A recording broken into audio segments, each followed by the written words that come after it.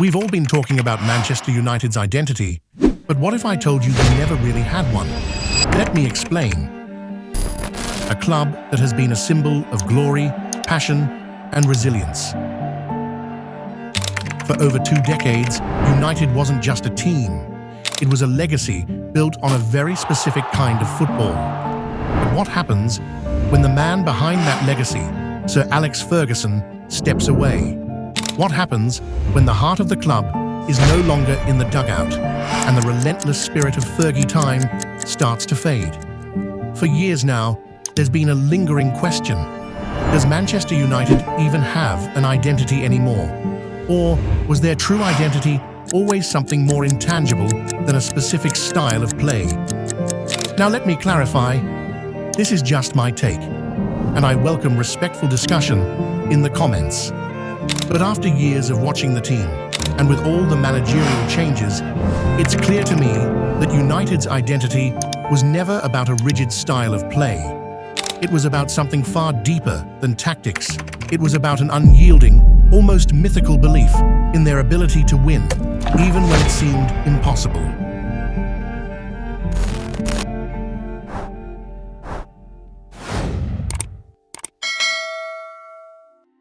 Think back to the time under Sir Alex Ferguson. He wasn't just a manager, he was the very embodiment of Manchester United.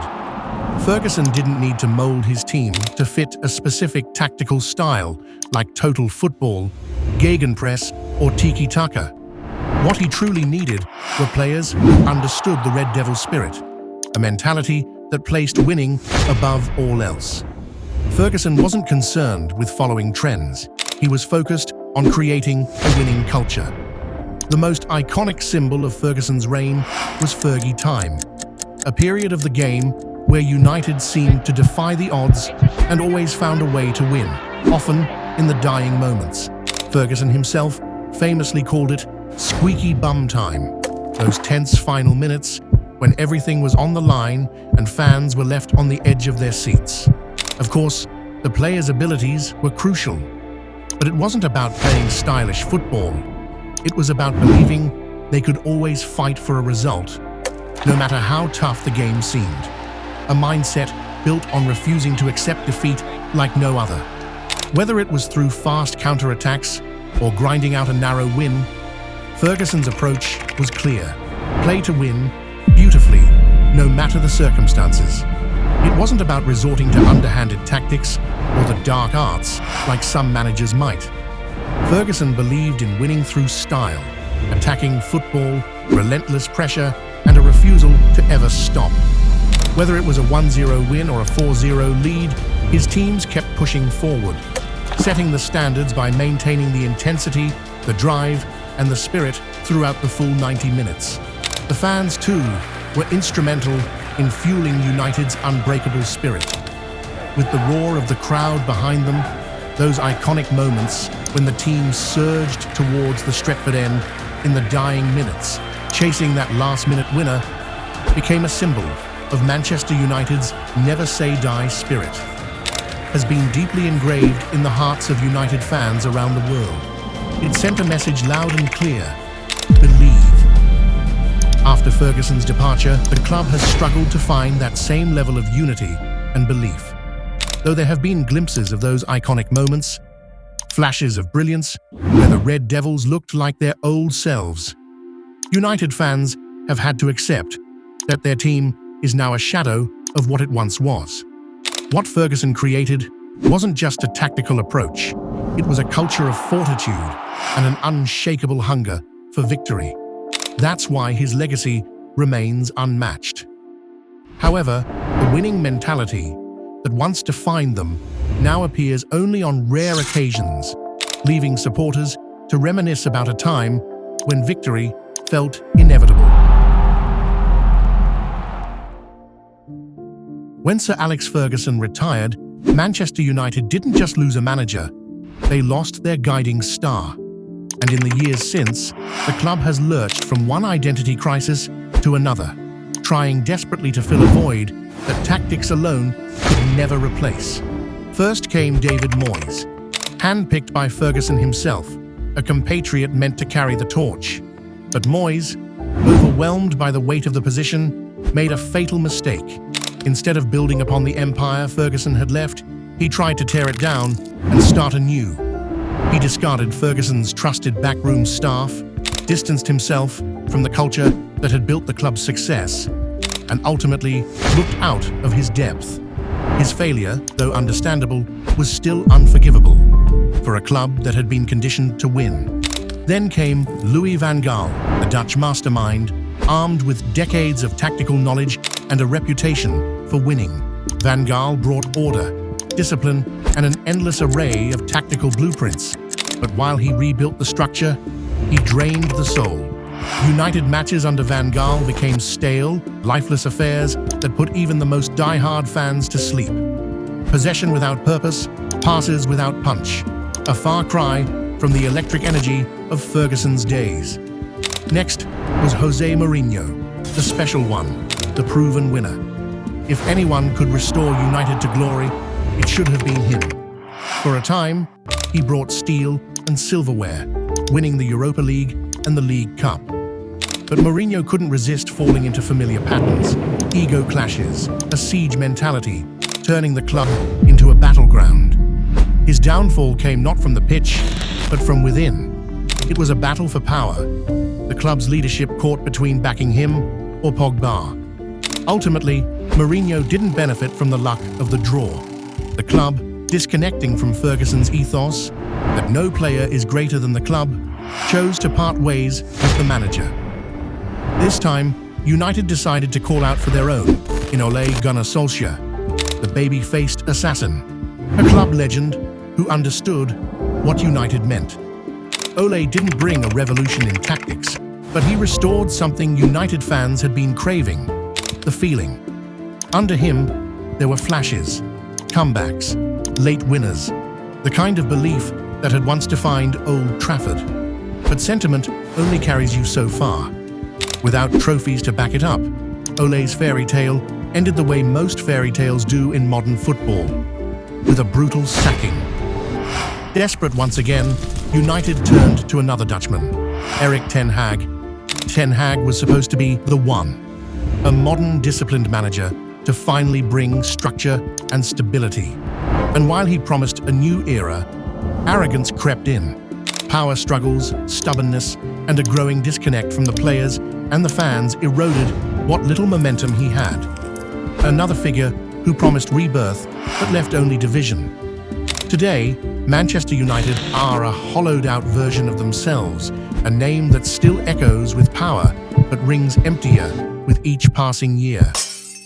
Living not off present glory, but off scraps of distant memories. Memories of when the Theatre of Dreams truly lived up to its name. If Manchester United's identity was never about a fixed formation, then what was it? It was courage, the willingness to take risks, to throw players forward in the dying minutes, chasing a win even when a draw seemed more pragmatic. It was relentlessness, not just high pressing or possession stats, but wave after wave of pressure, a refusal to be subdued. It was those 90th minute corners where every fan knew this could be the moment. It was youth, not just a tagline, but a philosophy. From the Busby Babes to the class of '92, United didn't just trust in youth, they thrived on it. Young players weren't just developed, they were believed in, given the stage to rise and carry the legacy forward. It was fearlessness, that sense that no opponent was unbeatable, no deficit insurmountable. Whether it was a Champions League night in Turin or a derby day at Anfield, United teams were built to rise in the face of adversity. It was entertainment, football that made your heart race.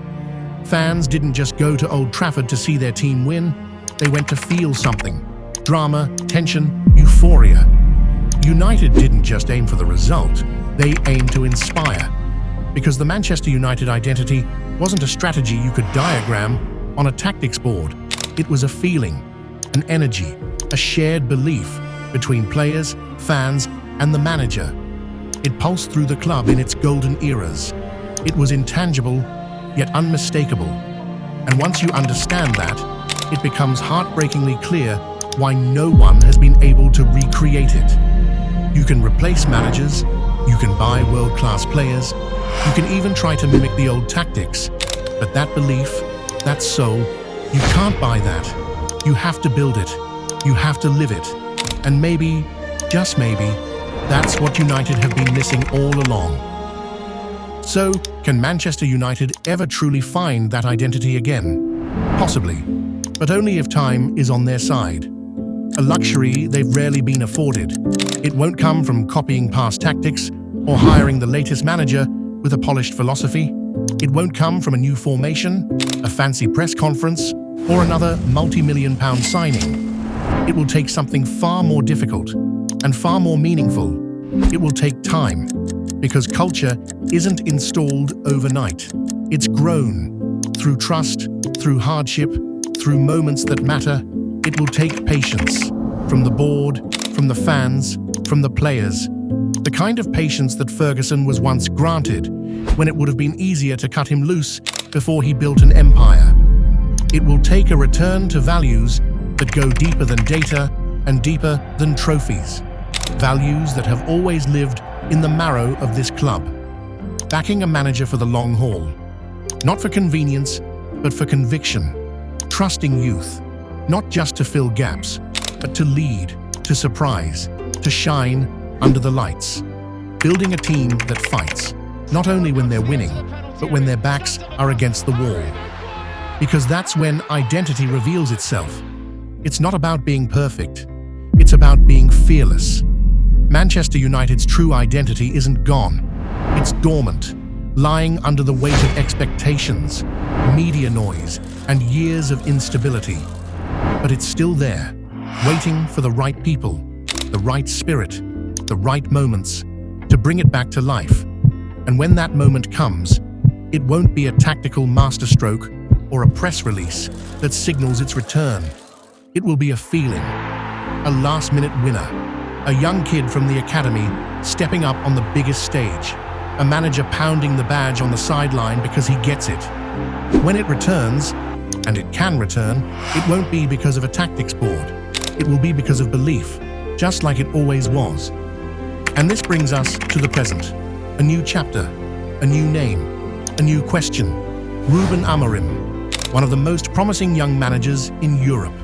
A man who's impressed with Sporting CP, not just with results, but with how his teams play. Fluid, brave, cohesive. He's shown tactical intelligence, adaptability, and the courage to trust youth. On paper, he ticks many boxes. But Manchester United is not a club you understand on paper. It's a club you understand in your gut. And so, the real question isn't whether Amorim has a good system. It's deeper than that. The real question is, can he restore the spirit? Can he walk into that dressing room and make those players believe again? Can he bring back the fearlessness, that feeling that no game is lost until the final whistle? Can he reignite the crowd at Old Trafford, not just with wins, but with moments? Because Manchester United doesn't need another tactician. It needs a leader, a believer, someone who understands that this club was never just about football, and maybe Amorim is that someone. He doesn't need to mimic Ferguson. He doesn't need to rewrite history. He just needs to understand what it meant. If he can do that, not only will Manchester United win again, they'll feel like Manchester United again.